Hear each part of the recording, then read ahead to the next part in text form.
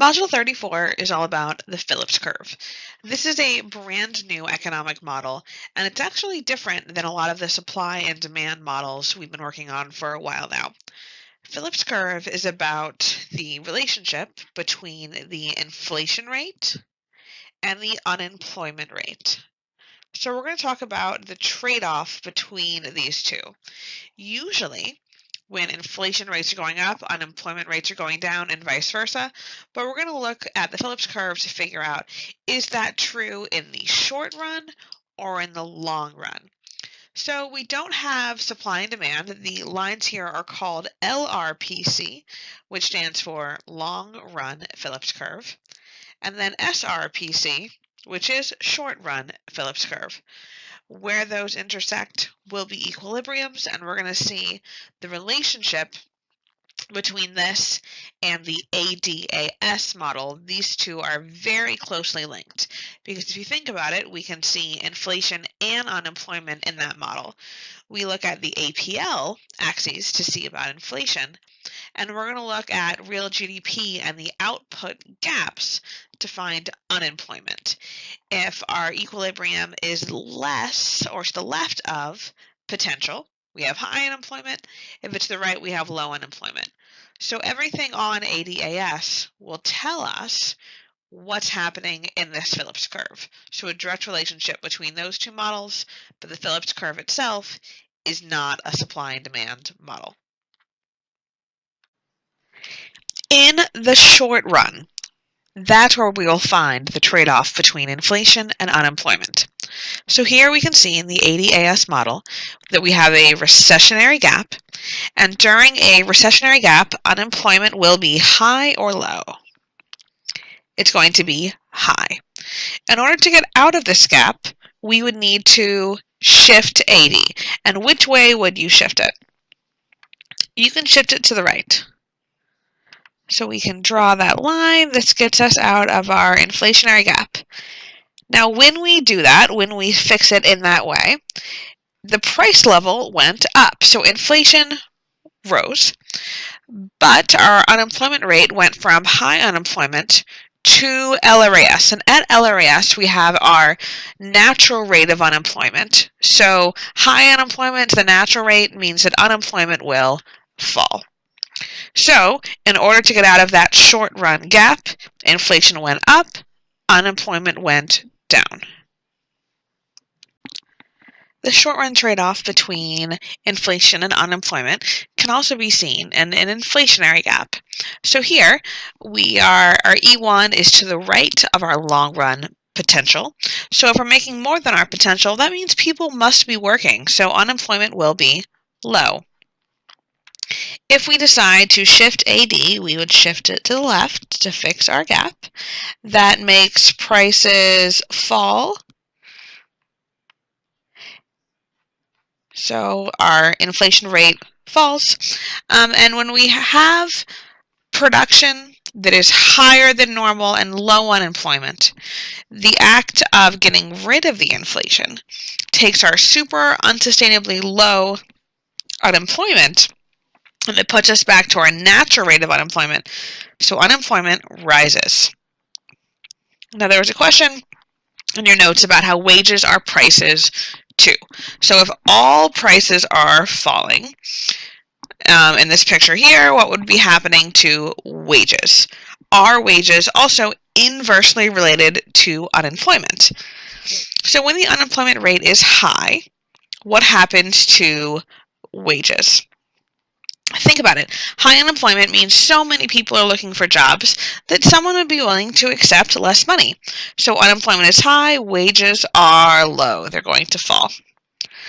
When unemployment is low, we have very few people that are looking for work.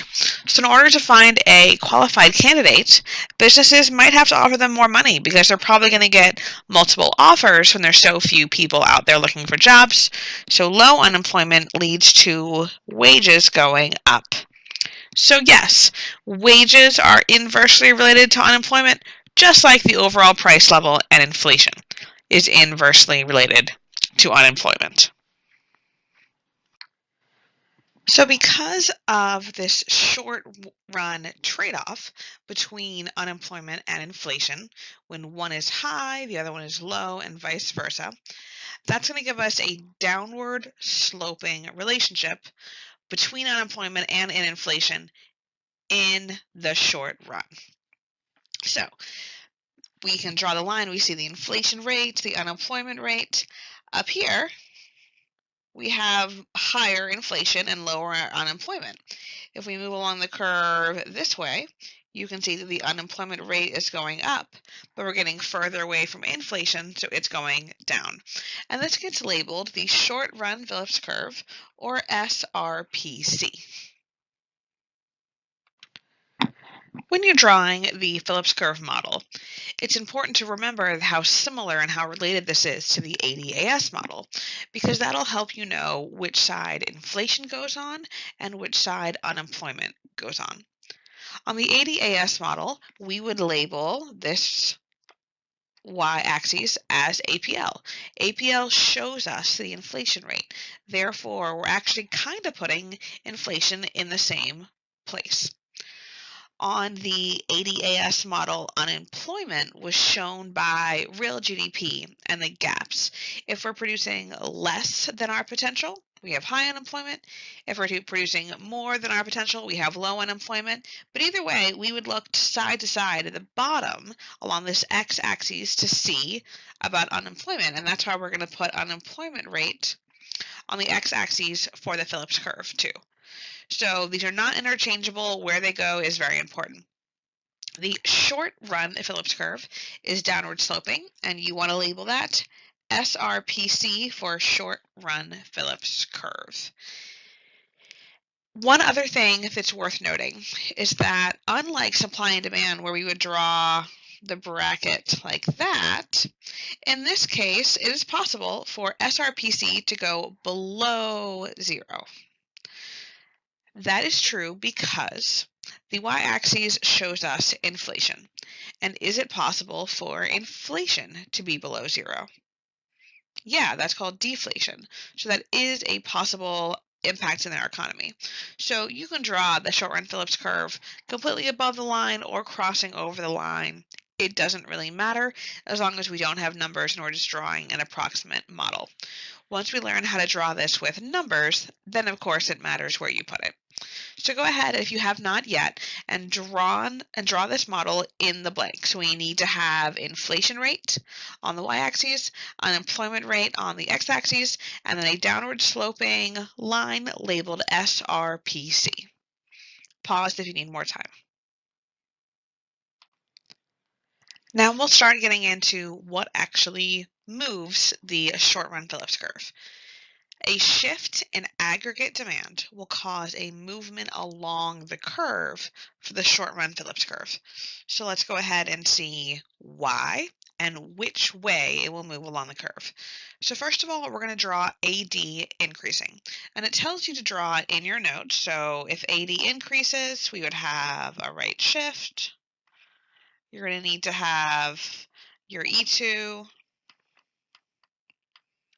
your AD2,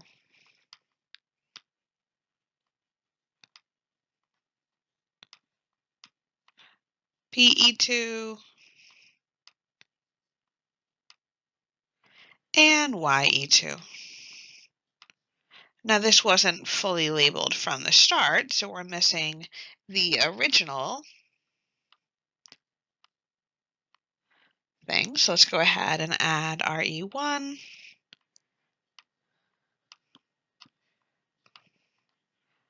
our PE1, YP, and of course YE1. So now hopefully you've drawn yours and fully labeled yours in your notes. All right, so we can see what's happening when AD increases. Now we need to interpret this model. What happened to the unemployment rate when AD shifted right? It decreased, it fell. The idea is we're going from our natural rate of unemployment to a lower level of unemployment, and the inflation rate went up. So in this case, if we can see that unemployment is going down and inflation is going up, we know this is going to be a move along the curve for short-run Phillips curve. And the direction that it goes is towards the thing that is increasing. So here we have inflation is rising. So you're going to do your arrow pointing towards inflation. So it's from A to B, because as you move from A to B, the unemployment rate gets smaller. You're moving away from that unemployment side, and inflation is growing. You're moving towards inflation. Now, you're not always going to have A and B on the line. Sometimes it would just look like this with 2 points and an arrow. So move along the curves can look as you expect them to. The idea is, in this case, AD shifted right, when it increased. And then we had to move along the curve to the left. Now let's go ahead and look at one when AD decreases. So let's do this again with AD decreasing. Let's start by fully labeling this to begin with. So we're going to need our E1, PE1, YP, and YE. Okay, so now we have AD decreases. So aggregate demand will shift to the left. AD2,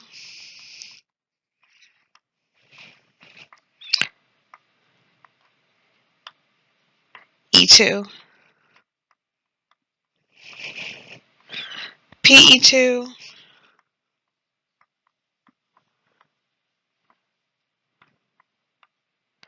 and YE2. So now that we have drawn the shift, let's look at what is happening to unemployment and inflation from this shift. Our unemployment went from the natural rate to a recessionary gap. So unemployment is increasing. We're producing less than our potential. A lot of people must be out of work.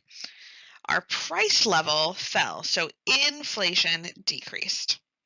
So again, if we can tell that one is going up and the other is going down, we're going to do a move along the curve. And in this case, since unemployment is increasing, the arrow is going to point towards unemployment. So it's a move along the curve, in this case, from B to A.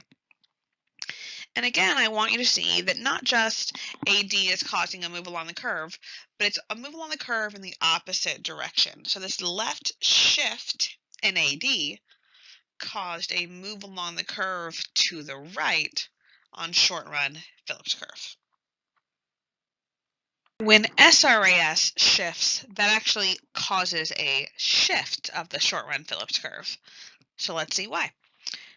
Let's start by fully labeling our drawing. So again, E1, YP, and YE.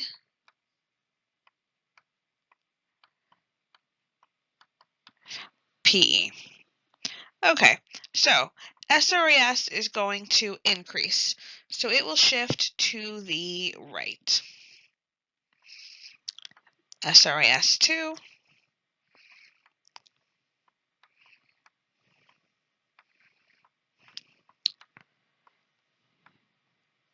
E2. YE2.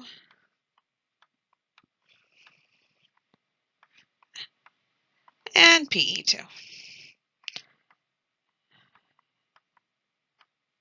All right, now to interpret. So that right shift in short-run aggregate supply caused unemployment to decrease because that's an inflationary gap. We're producing more than our potential. So anytime equilibrium is to the right of the long run LRAS curve, we can see that our unemployment is low. This doesn't look like a typical inflationary gap because prices actually went down. The reason it doesn't look typical is because SRAS does not function as simply as aggregate demand. So anytime an equilibrium is to the right of long run, it still means inflationary gap, even though in this case prices fell. We can just look at our model and see that prices fell. Now the difference between SRAS and AD is when AD would shift, either unemployment would go up or inflation would go up and the other one would go down. But with supply, if both of them are going down, then you can't have a move along the curve because both of them are changing the same way. So in this case, we actually shift the entire short run Phillips curve down. You would label it SRPC2.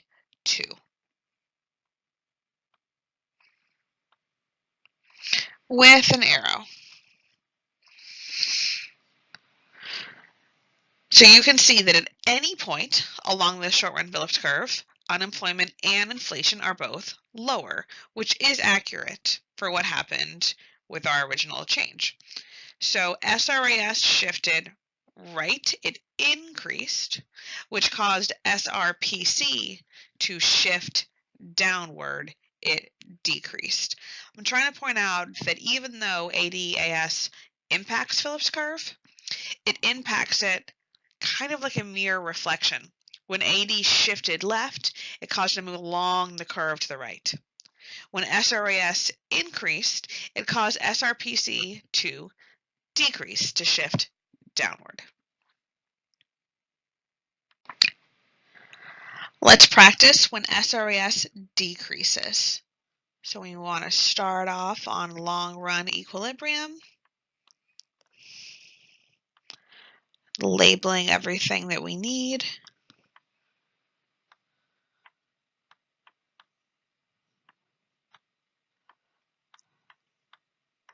Okay, and then SRAS is going to decrease, so it will shift left,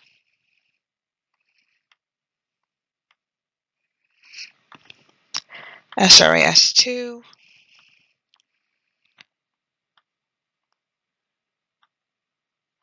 E2,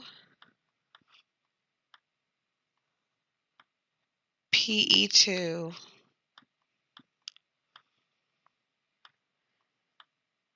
and YE2.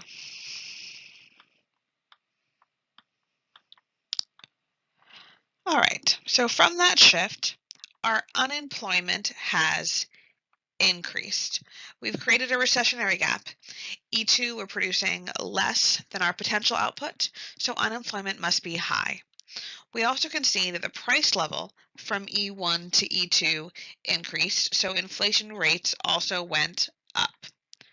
If both unemployment and inflation are rising, they're both increasing, then the entire short run Phillips curve is going to shift up. SRPC 2 with an arrow. And we have our mirror reflection here. SRAS shifted and it decreased, which caused SRPC to shift upwards. So a shift in SRAS will shift SRPC in the opposite direction. Remember supply shocks. This term shock means that we have some sort of aggregate economy-wide change.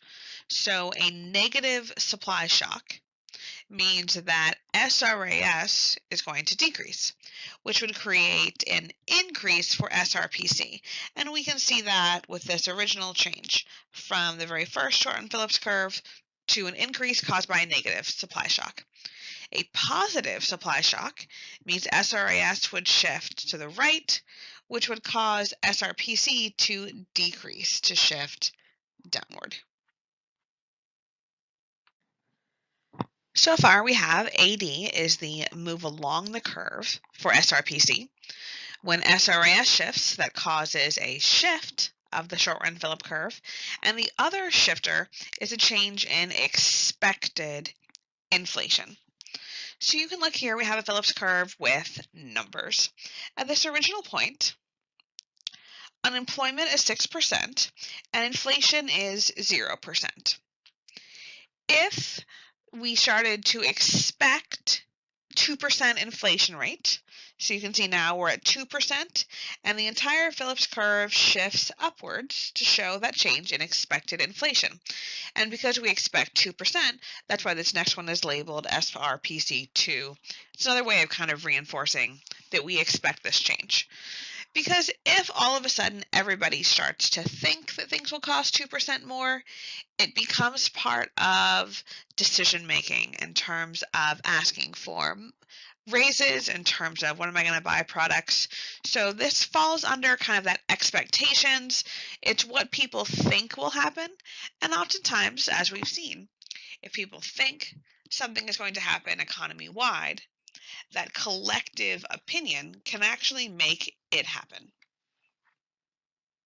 Expected rates of inflation are all about what people in the economy expect to happen in the near future. So this includes usually within a year. Now, oftentimes employers and workers share inflation expectations. So if workers think that there's going to be high inflation, they're going to ask for a raise because you don't want to have your paycheck not keep up with the cost of living. So in this case, you can see if you're negotiating your contract at work and you expect a 5% rate of inflation over the next year, do you think you're going to negotiate that in and ask for a raise in your contract?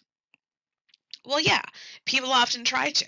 And if they expect a 5% rate of inflation, usually they'll put that 5% raise or that 5% cost of living increase into the contract. So thinking that there will be 5% increase creates a 5% increase. The expectation can lead to reality. Expected inflation impacts businesses and firms, not just workers. If these businesses expect that 5% inflation too, they're going to raise prices now because they'd rather make sure that they don't lose profit in the future. If they're already paying their employees more because their employees asked for a raise with that expected inflation, they're going to have to raise their prices to keep up so they don't go out of business. So both parties, if they share an expectation of future inflation, will raise their prices, either the sales price of a product or the price of your labor, the wage, in order to match up with this expected inflation. Knowing that inflation expectations are a shifter of the short-run Phillips curve, if we expect inflation to go up, the Phillips curve will shift upward. It goes along with the inflation. At any level of unemployment, inflation will be higher because everybody expects it to be higher. They're going to start raising prices. If all of a sudden we expect inflation to decrease and prices to be lower in the future, then the SRPC, the short-run Phillips curve, will shift downward. So you can see that this axis, the whole side, is about inflation rate. So if we expect inflation to go up, it shifts up. If we expect inflation to go down, it shifts down.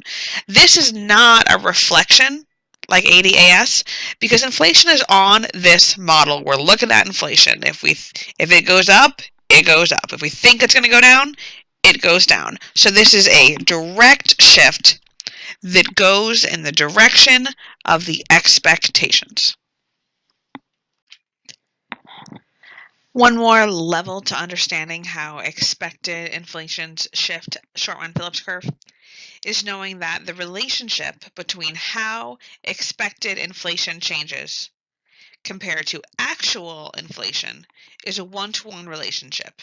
It's proportional, meaning if we expect inflation to go up 2%, the actual inflation rate goes up 2%, regardless of what the unemployment rate is. So it doesn't matter where we are along the short-run Phillips curve. If we expect inflation to go up 2%, the entire line shifts upward 2%. The reason why is that if everyone in the economy, companies, employees, businesses who are deciding future contracts for the year ahead. If everyone expects inflation, they're going to adjust their prices ahead of time. So those employees are going to ask for wages. They're going to renegotiate their contracts. The companies are going to make sure that the future prices match up with their expectation of inflation. So if the entire economy expects 2% inflation, they change their behavior in a way that actually creates 2% inflation. The expectation becomes the reality. Nobody wants to go out of business. Nobody wants their paycheck to not buy as much as it used to.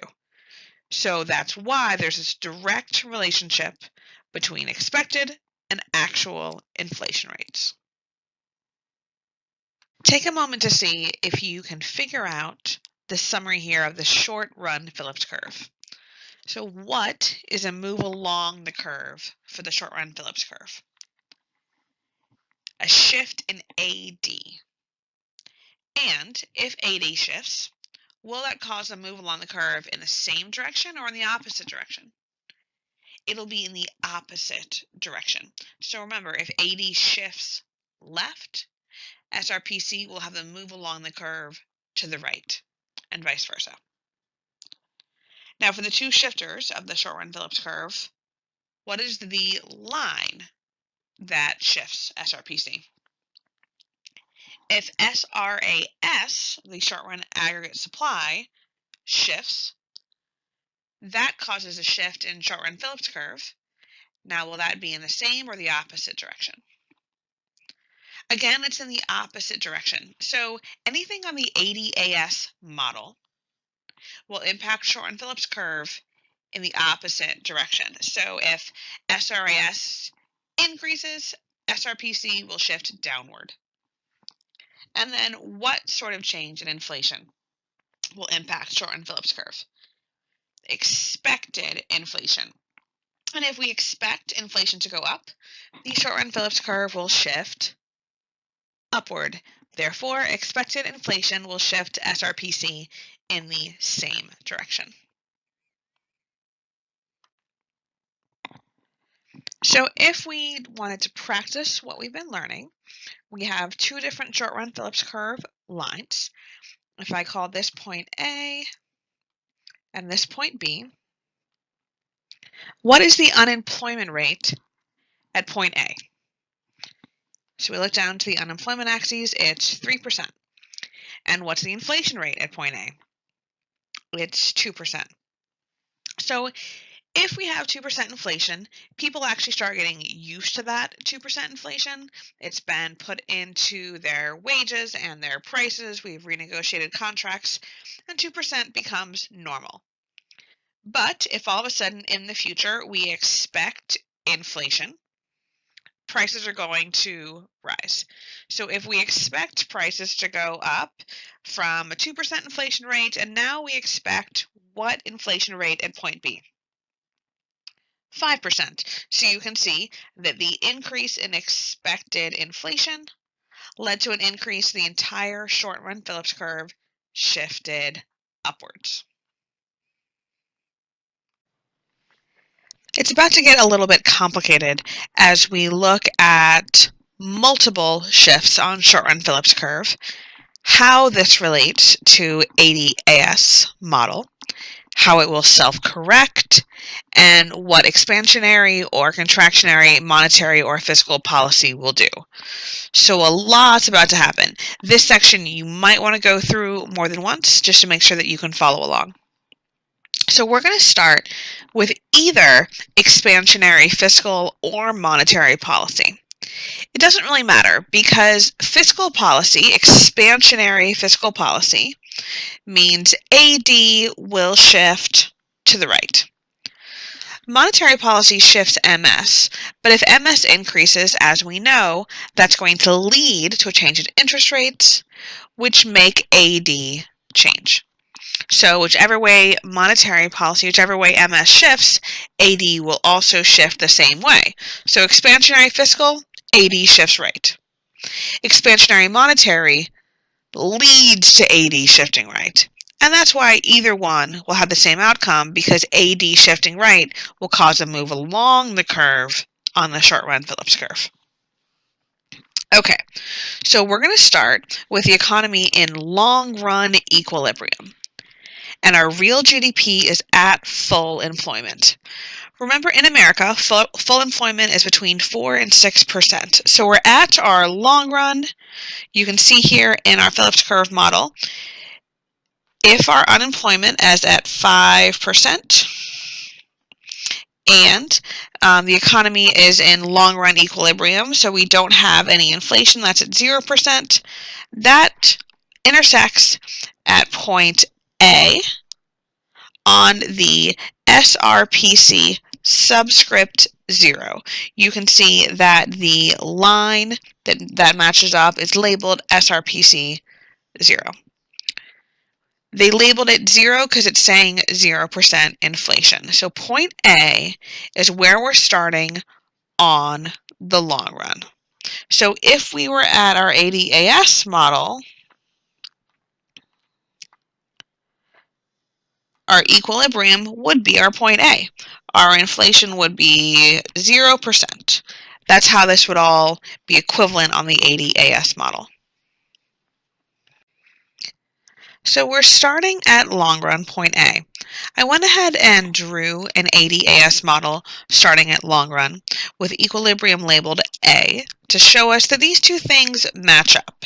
A on ADAS is the same point as A on the short run Phillips curve, where we have our natural rate of unemployment, because on the long run we're at our natural rate of unemployment, and we haven't had any sort of inflation yet, so we're at 0% inflation rate.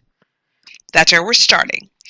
Now the government decides to increase AD, and this can be done either through expansionary fiscal or expansionary monetary policy.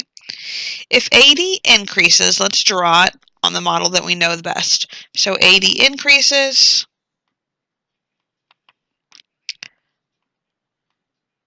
that's going to create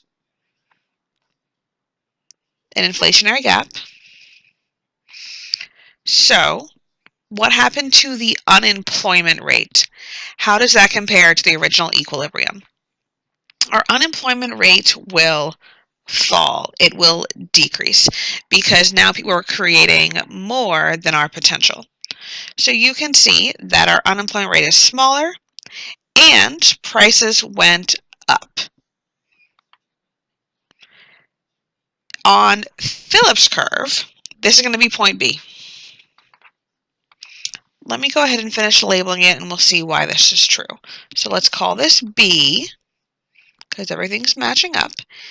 And our unemployment gets smaller as real GDP increases. Our prices went up. So on Phillips curve, from A to B, remember at 80, a shift in AD is a move along the curve in Phillips curve. So if AD shifts right, it'll be a move along the curve to the left. All of that fits our rules. But if we had 5% unemployment here, and unemployment is decreasing, 3% unemployment is quite possible at point B.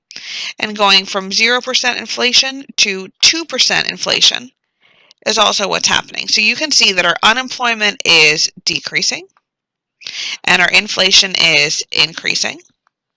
So we have a move along the curve to the left towards an increase in inflation. We also have said that what happens on ADAS is a reflection on Phillips curve.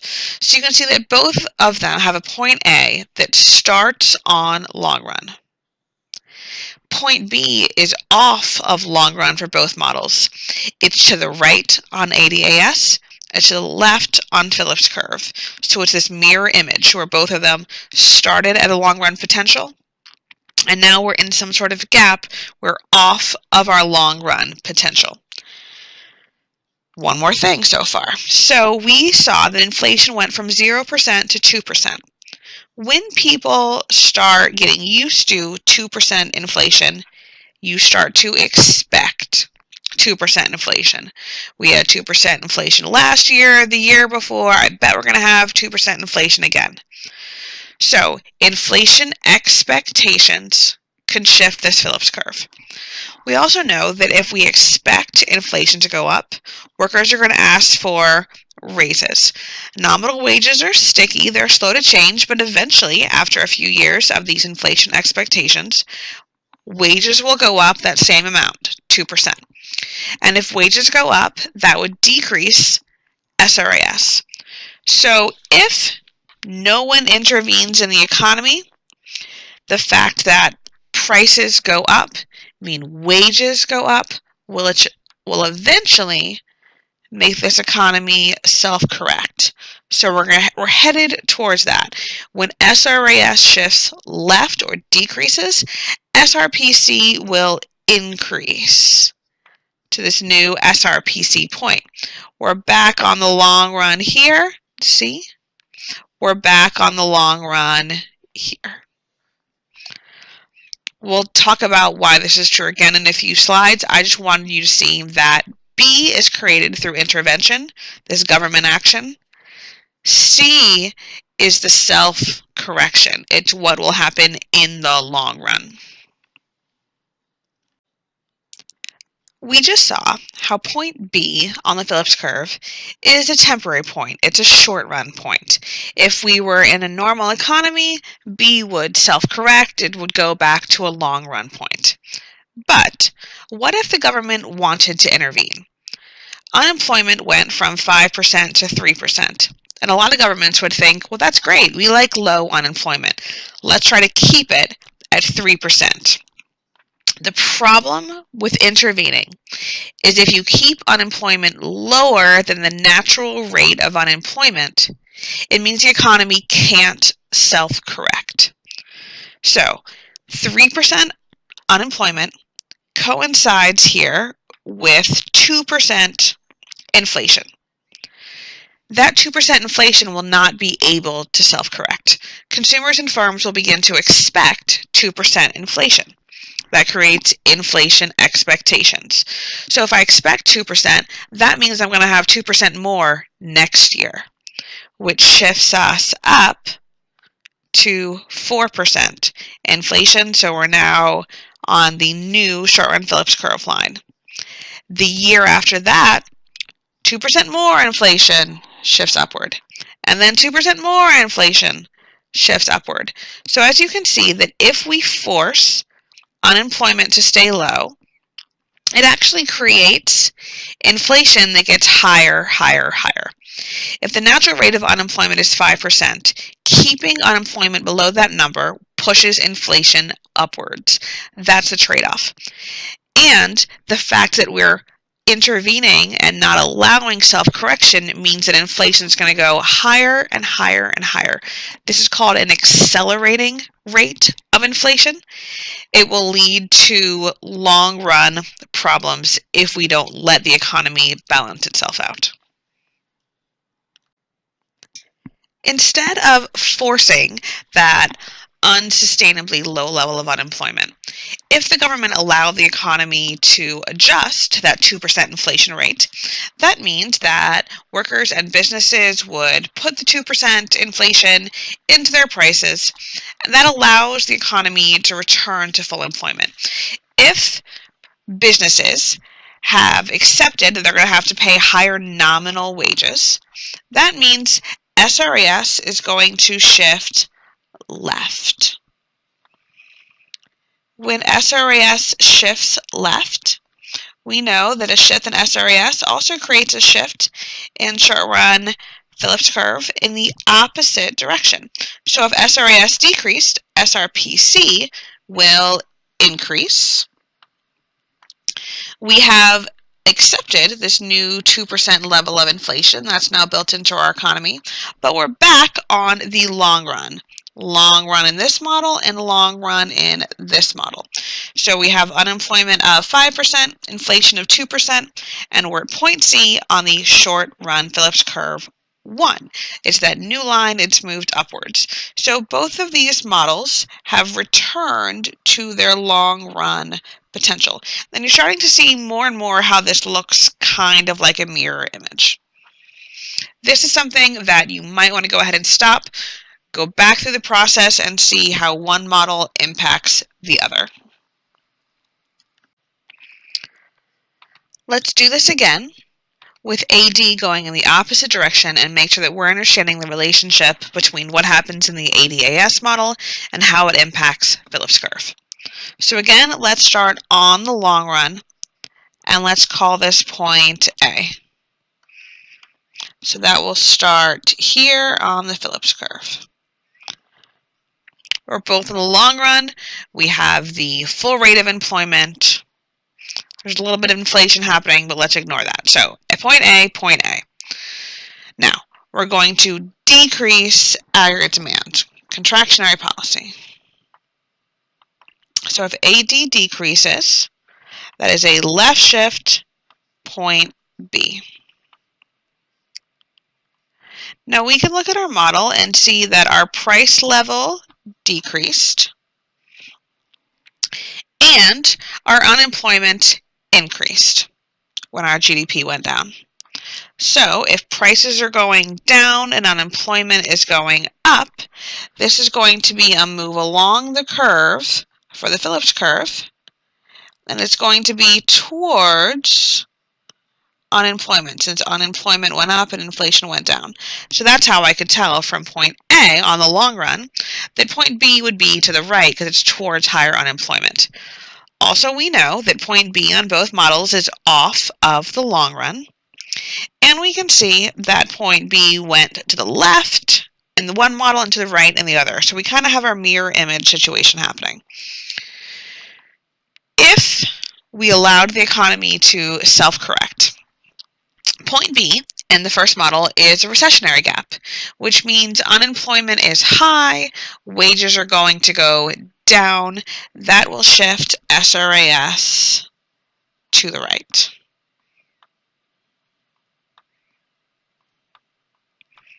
And it makes sense that wages are going down because in both models we're saying that the inflation rate is falling. So at point C, SRAS increased. We had prices continuing to fall, and we had the unemployment from B to C increasing. So if SRAS is increasing, this line should shift downward, SRPC 2.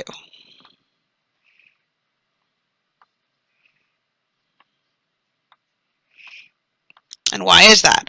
Prices went down, and from a recessionary gap back to our long run potential, unemployment also goes down. So at both points we are decreasing. Now we're back on the long run. Point C. So A and C are both long run. B is short run, off in the opposite direction. So I hope this is trying to get a little bit easier. There will also be a worksheet where we will practice this. I hope you're starting to realize that no matter which way AD is shifting in the short run, that our long run Phillips curve in this case, always keeps going back to this unemployment rate of 5%. And that's where we're hitting our natural rate. That the rate of unemployment matches up with what it would be on the long run aggregate supply. Inflation could be higher, inflation could be lower, but the fact is our unemployment rate is starting to settle in on this natural rate. So once we're back on the long run, we can connect these points A and C because they were both long run points on the LRAS model, and that's going to give us our long run Phillips curve showing us the natural rate of unemployment. Since 5% is our natural rate of unemployment, when the government was trying to keep unemployment low, when they were trying to keep unemployment at 3%, that caused inflation to accelerate. If you remember, when we were forcing the unemployment rate to be at 3%, then that meant that we couldn't self-correct. So the 2% inflation became 4%, which became 6%, and then it's going to become 8%, and it's going to come higher and higher and higher. This is called accelerating inflation. When the economy can't fix itself, the inflation increases, because every year people think prices are going to go up, prices are going to go up, prices are going to go up, and employees are going to ask for raises, businesses are going to raise their prices, and this creates this accelerating inflation. That is a bad situation. So if unemployment is lower than our normal rate, we're going to have accelerating inflation. Therefore, the natural rate of unemployment, in this case 5%, is known as the non-accelerating inflation rate of unemployment. It's abbreviated to NAIRU. You will need to be able to label that and know what it means. So at the bottom of LRPC, we're always going to write NAIRU. Just like at the bottom of LRAS, we had YP for our potential. The bottom of long run Phillips curve, we're seeing this is our non-accelerating inflation rate of unemployment. So you got to be able to write it and know what it stands for. The long run Phillips curve is always a vertical line because the economy is self-correcting to the non-accelerating inflation rate of unemployment. This is the same thing as the long run unemployment rate. Another thing worth noting is that at NAIRU, the rate of inflation equals the expected inflation. So here, if our natural rate of unemployment is 5%, you also can see that our expected inflation becomes 2%. Once people start thinking it's 2% and they're able to absorb that into their costs, when the economy self-corrects, now the rate of inflation is what we expect. So there's no need to continue raising prices. Things have balanced and self-corrected to their long-run levels. Anytime the government decides to force the unemployment rate to be below the natural rate of unemployment or the non-accelerating inflation rate of unemployment, it's going to create accelerating inflation that continues accelerating as long as unemployment is lower than the normal rate. So in the long run, there's no trade-off between unemployment and inflation. All these rules about the trade-off between unemployment and inflation are true in the short run only. That's why SRPC, the short run Phillips curve, is this diagonal line connecting the two. You're either over here towards inflation or you're over here towards unemployment. You're moving back and forth. It's one or the other. That's only in the short run. In the long run, unemployment self-corrects to NAIRU. So we're back at this normal rate. The natural rate of unemployment is the same as the non-accelerating inflation rate of unemployment. There is never 0% unemployment in any economy. If you recall, we always expect some frictional and structural unemployment. Frictional unemployment is the people that are out of work because they recently moved, they just graduated, they had seasonal employment, their business went out of business because it was poorly run. This is all very, very normal. We expect frictional unemployment. Structural unemployment is the people that are out of work because their skills are outdated. Oftentimes machinery is doing their jobs now, and so it creates a surplus of workers in those fields. So we expect frictional and structural unemployment within our natural rate of unemployment. That would not include cyclical unemployment. That's unemployment created by the business cycle, created by a recession. NAIRU is showing us this unemployment rate at which inflation is not going to change. At least it's not going to change at an accelerating rate. So whatever the percentage is for NAIRU, if it's 4%, then the natural rate of unemployment is also 4%. These are the same value. Before we get into disinflation and deflation, I want to make sure that we are very clear on the fact that the long-run Phillips curve is a straight line that will function as a reflection of long-run aggregate supply. if we're on the long run, so let's say we are right here on the long run, and AD shifts to the right, that makes prices go up and unemployment go down because we're now producing more than our potential. Move along the curve to the left. If, let's see, SRAS shifts to the left, our prices went up and our unemployment also went up because now we have a recessionary gap. So the entire line would shift up. So we had a decrease in SRAS creating an increase in SRPC. AD shifted to the right, created a move along the curve to the left. That is the reflection that we're talking about. So you want to make sure that you understand what's happening with inflation, unemployment with each thing, but this reflection can help you check your work. Disinflation and deflation will also, of course, be visible and part of this Phillips curve model because inflation is part of the Phillips curve model. So disinflation is the process of bringing down the rate of inflation. It's slowing down inflation. So if you have really, really high rates of inflation, in order to get out of that inflationary period, you have to slow it down. So if we're going to go from 15% inflation each year to 12% inflation to 8% inflation, you still have inflation, but less. It's getting a little bit smaller each year. That's disinflation. The process of disinflation creates recessions. So think about why. When inflation is going down, what are you creating? You're creating high unemployment. The act of lowering inflation pushes up unemployment. And then finally, would contractionary or expansionary policies create disinflation? Which one would be more likely to help us reduce this rate of disinflation?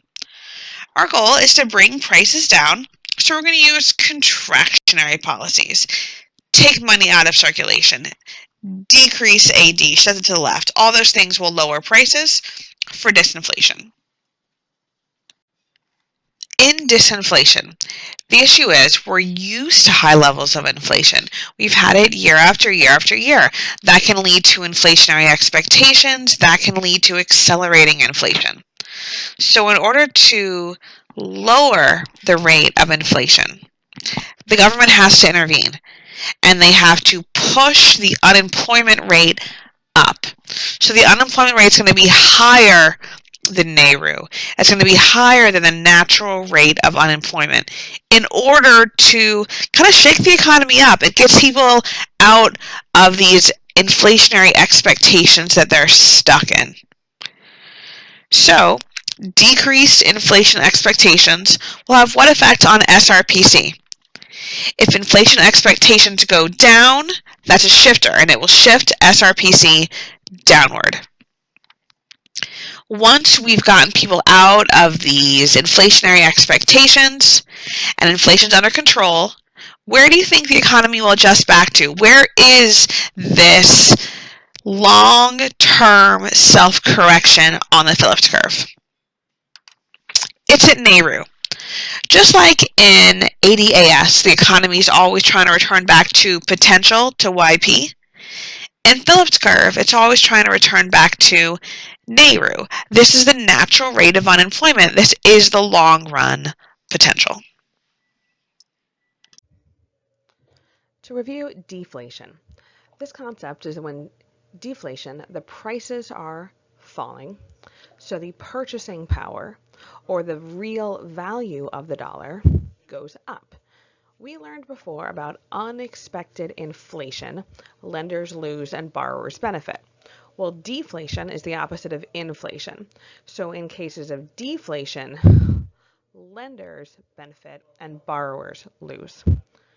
Lenders benefit because when prices are falling, that means someone borrows money from them, they spend the money, but when they pay the bank back, the purchasing power of the dollar that the banks receive goes further. When everything's cheaper, the real value of the money that they get back has gone up. Borrowers lose because the money that they have to pay back would have bought more than the money they originally received. So it's more painful. The burden of paying back their debt has gone up. When prices are falling, that means that the burden of the loan is going up. So what would consumers do to respond to all these prices falling? They're going to spend less. In deflation, spending overall around the economy decreases. People realize that things are going to be cheaper tomorrow, so why would I buy it now? Let's wait and buy it later. And this can create a deflationary cycle. Falling prices reduce spending of borrowers, and when people spend less money, that's going to make AD decrease. It'll shift left. When AD decreases, this actually lowers prices further. People see that deflation has continued, so they are reinforced in their desire not to spend money. AD decreases more, prices fall further, on and on and on. So deflation can actually accelerate, just like inflation can accelerate. So if you think back with the long-run Phillips curve, NAIRU, the non-accelerating inflation rate of unemployment, if our unemployment is much higher than the natural rate, that can create accelerating deflation, where prices keep going down, down, down. Spending would decrease. This is also going to create very high levels of unemployment, because if no one's purchasing anything, stores are going to need to lay off their workers. Now let's talk about expected deflation. So we know the equation about nominal interest rates minus expected inflation equals the real interest rate. Now deflation is technically just negative inflation. So you would plug in the inflation or deflation number into the same equation. If it's negative, it doesn't matter. We don't need an entirely new equation. So RR stands for this real interest rate, the real rate. So if that is 2% and expected inflation is 3%, we can solve for the nominal interest rate. It will be 5%, because 5% minus 3% equals 2%. Now let's say that instead of that expected inflation of 3%, now we have prolonged deflation. So people start to expect the inflation rate to decrease, to be negative, because it's been negative in the past. So now we have the same real interest rate, 2%, but all of a sudden the expected inflation is negative 2. So if you are subtracting a negative number, you're adding it. So the nominal interest rate in this case would be 0, because 0 minus negative 2 does equal 2. Now, banks would never want to have 0% nominal interest rate. It looks like loans are much cheaper. So deflation can also create problems for future lending. Nominal interest rates will never go below 0%. This is called a zero bound. That's saying that we have this limit. Lenders would have no incentive to loan out money if they're not going to make a profit. Now, technically, the profit that lenders make is the real interest rate, but if they look at it like they're not going to get anything back, not knowing, let's say there's 0% nominal rates, and then we end up having deflation. Well, then there'd be a negative real interest rates, where the bank would not profit at all. They would lose money. So anything below 0, lending will stop altogether. So this little picture says zero bound, you are not alone. Cute little joke, but it's saying that at this zero bound, at 0% nominal interest rates, there will be no new loans whatsoever. Real interest rates can be below 0 because, of course, when we're deciding the nominal interest rates, we are predicting the expected rate of inflation. but it could be different. It's quite possible that we thought inflation would be a certain number. It ended up being more. So we end up with a negative real interest rate. And you're stuck with that. Whatever the real interest rate is what it is. But if banks knew they're not going to receive any profit, they're not going to continue issuing loans. So that's an idea for why monetary policy will not be effective at a zero bound. The Federal Reserve can only decrease interest rates so much. Once they hit the zero bound, they would stop. So this is a state in the economy where monetary policy doesn't work. The term zero bound goes hand in hand with this liquidity trap. Liquidity, if you remember, is the ease of converting assets into cash. Liquidity trap is formed at the zero bound. So once nominal interest rates hit 0%, we've hit this zero bound, then lenders do not want to loan out any money whatsoever. So people have difficulty getting access to loans. They can't get cash when they need it. That creates the liquidity trap, where access to funds is diminished. In this picture, we can see that the Federal Reserve could print out as much money as they wanted to, but if interest rates hit this zero bound, banks will not loan out that money. They have no incentive to loan it out if they won't profit. So they'll decide to maybe buy bonds, do something else with it, but they're not going to issue it to loans to consumers and firms. So the economy will not grow. It's stuck in this liquidity trap. You'd have to do something else, maybe fiscal policy, because at the zero bound, monetary policy does not work due to this liquidity trap. Lenders don't want to lend. Once we hit the zero bound, the Federal Reserve cannot lower interest rates further. They could increase money all day long, they could print money, they could buy bonds, but interest rates, if they go below 0%, banks will not loan out the money. And as you remember, when banks loan out money, that creates money. Remember, the Federal Reserve prints money, but banks create money through lending, and that money can multiply.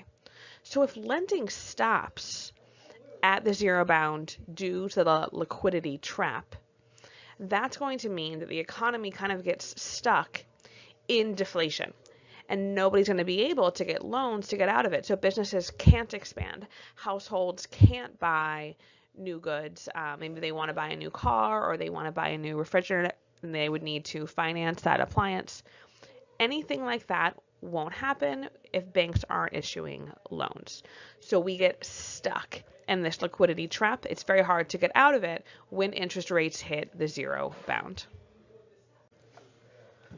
Finally, before we end this Phillips curve lesson, I want to make sure that you're able not just to draw a generic Phillips curve and show the shifts, but you're also able to draw one with numbers, because sometimes in an FRQ you're given values that we need to plug in. So when we're drawing this, we're going to need to set it up. This side is, of course, the inflation rate, and IN would not work. You can't do IR because that stands for interest rate. Even INR still looks like interest rate. So you got to have the F. And now we can tell you're talking about inflation. So inflation rate. We're going to have the line over here. This is the unemployment rate. And UR is fine for that. I like to write it out a little bit further. Unemployment rate. Okay. Now let's start plugging in some numbers. So let's say we have 2, 4, 6, 8. And I'm looking at both. They go up to 2, 4, 6, 8. All right, so last year's unemployment rate, we have unemployment at 2, inflation at 8. Make a little dot here. This year, we have unemployment at 8 and inflation at 4.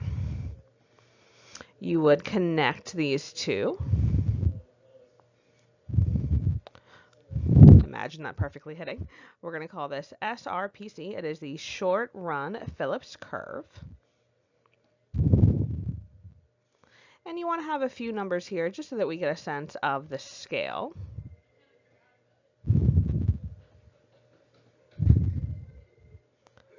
And now I can see that I plugged this in with the correct values. Now one more thing, the last year and the this year matters.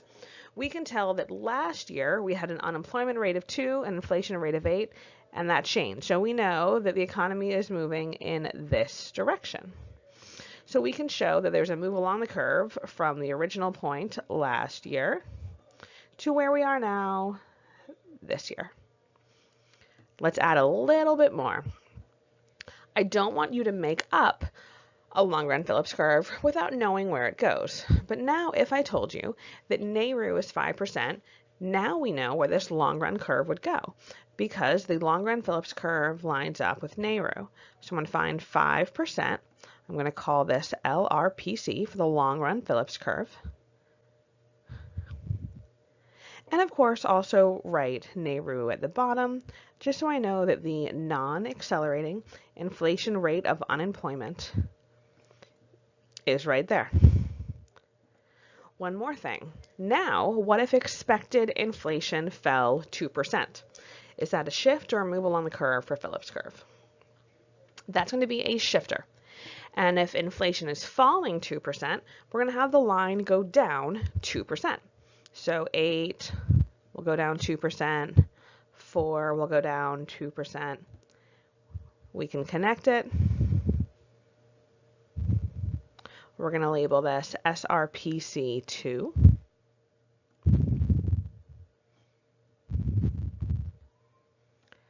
And then show the arrow of the downward shift.